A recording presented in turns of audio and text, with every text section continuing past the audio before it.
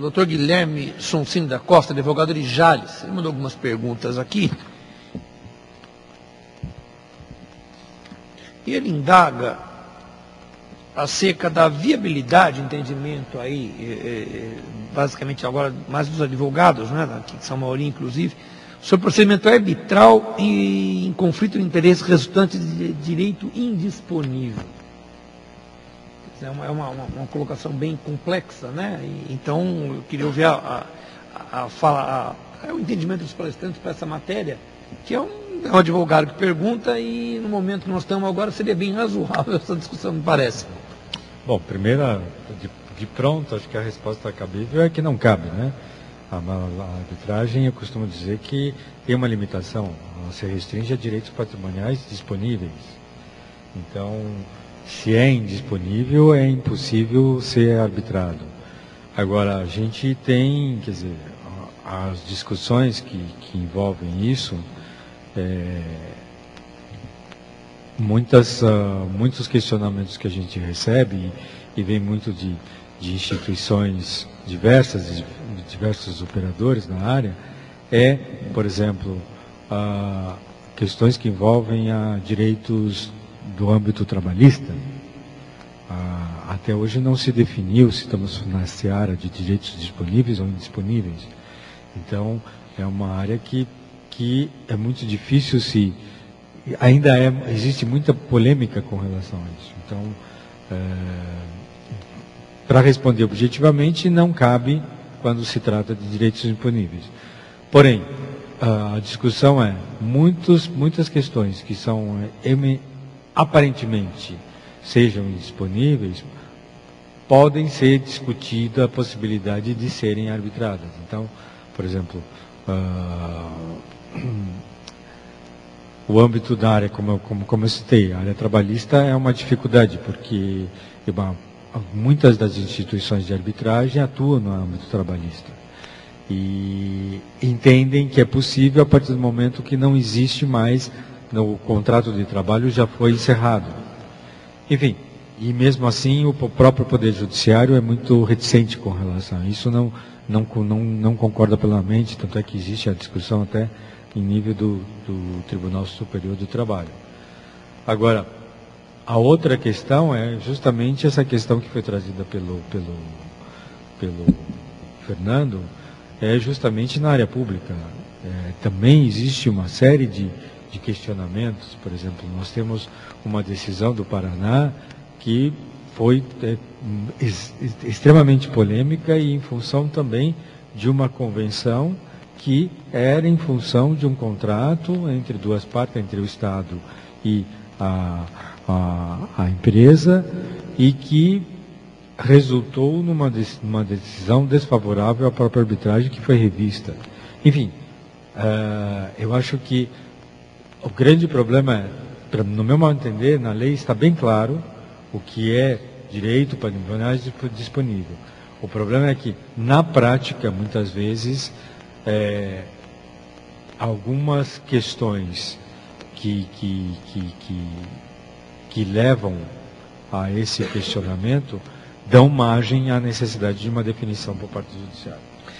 Parece que o doutor Guilherme se equivocou no exato texto, né? Quer dizer, se é indisponível, não poderia ser alvo de arbitramento. Ninguém pode entregar para ser deliberado, decidido, algo que não tenha própria disponibilidade, é claro. Mas parece que o intuito talvez tenha sido esse. Ou seja, me parece que nós estamos num momento de definir, talvez com maior amplitude, o que é disponível e o que não é. Dizíamos do trabalho, quer dizer, há uma tradição já no Brasil muito antiga do sindicato, no momento da homologação, fazer aquele acordo. O país já está maduro, ao ponto que aquele acordo teve validade mesmo, porque durante décadas ele não valia absolutamente nada, era um mero recurso, assinei, transigi e não vale nada. Quer dizer, o país está maduro para isso? Já é o momento? Então, até perguntando agora, sim, de legge ferenda, o palestrante acha, é o momento, não é? Daria para abrir isso em termos de direito público, em termos de direito trabalhista? Eu acho que eu sou suspeito para lhe responder. Porque Mas é o palestrante, né? Temos que ouvir isso. Eu acho que está mais do que na hora de se pensar e enfrentar essas questões. Eu penso que talvez a gente possa pensar um pouquinho mais amplo. Por exemplo, uma discussão que a gente tem e que nós temos muito com quem atua na área da mediação, e aí não é somente a arbitragem, mas também na área da mediação, por exemplo, talvez isso tenha o que a pergunta foi formulada, por exemplo, essa limitação no meu modo de entender, para a mediação não existe.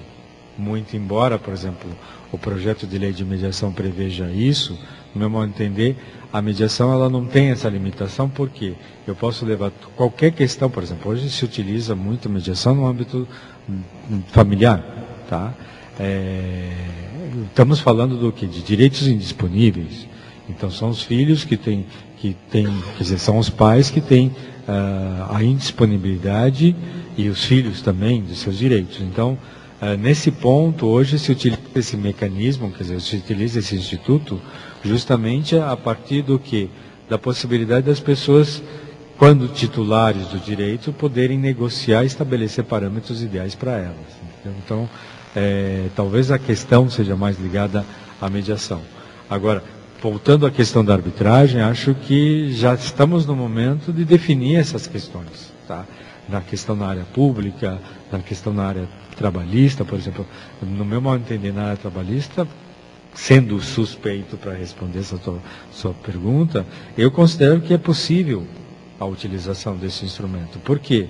Estamos falando de, por exemplo, o próprio judiciário transaciona muitas questões, aliás, estimula a transação quando está no âmbito de uma rescisão contratual que deu margem a um processo judicial. O que eu acho que deve ser coibido é a utilização desta ferramenta para homologação de rescisões contratuais. Aí não estamos falando de conflito. Isso que eu acho que tem que ficar bem claro. Quando instala-se a controvérsia, aí sim nós utilizamos o método. E quando, por exemplo, e esse é o grande problema que veio a partir de 2001, que nós comentamos aqui, da inidoneidade das instituições. Porque a arbitragem, quer queira, quer não, ela traz uma grande vantagem. Qual é? Que é a decisão do árbitro, que equivale a uma decisão judicial, quer dizer, título executivo judicial. Então, com certeza, para quem não está na constância, para quem está na constância da relação capital-trabalho, quando há a rescisão do contrato, com certeza o empresário, a empresa, quer quitar todas as verbas que estão inerentes àquele contrato, não quer demandar. E, infelizmente, a facilidade que foi vendida foi que, como estamos diante de um título executivo, a possibilidade de um título executivo extrajudicial, com certeza estamos possibilitando uma flexibilização de verbas trabalhistas. Isso já não estamos falando de conflito, não estamos falando de controvérsia. Estamos falando justamente de facilidades e de desvio de função e de atividade. Bem, as perguntas estão encerradas pelo horário, né? A gente até passou do horário, porque a coisa vai andando. E eu queria agradecer imensamente aos palestrantes. O assunto é muito palpitante. É o primeiro de um grande ciclo. Para que todos tenham uma ideia, nós vamos ter depois ainda o anteprojeto Código de Processo Civil e Conciliação. Depois vamos ter especificamente ou genericamente métodos de solução do conflito. E depois política pública de tratamento adequado de conflitos. Dr. Kazuo Watanabe. Então a gente está tendo uma discussão, trazer para o âmbito do judiciário, e a Pamares faz isso, e uma discussão muito profunda, muito séria sobre isso. Aquilo que tecnicamente a gente vai ver proximamente algumas decisões aí, espero que brilhantes, e todo mundo vai estar presente. A Pamares agradece a presença de todos.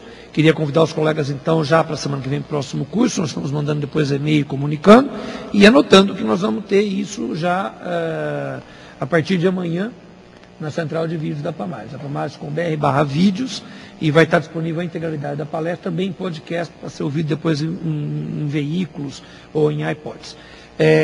Por hoje é só agradecer imensamente, o tempo urge aqui. Muito obrigado, boa noite a todos.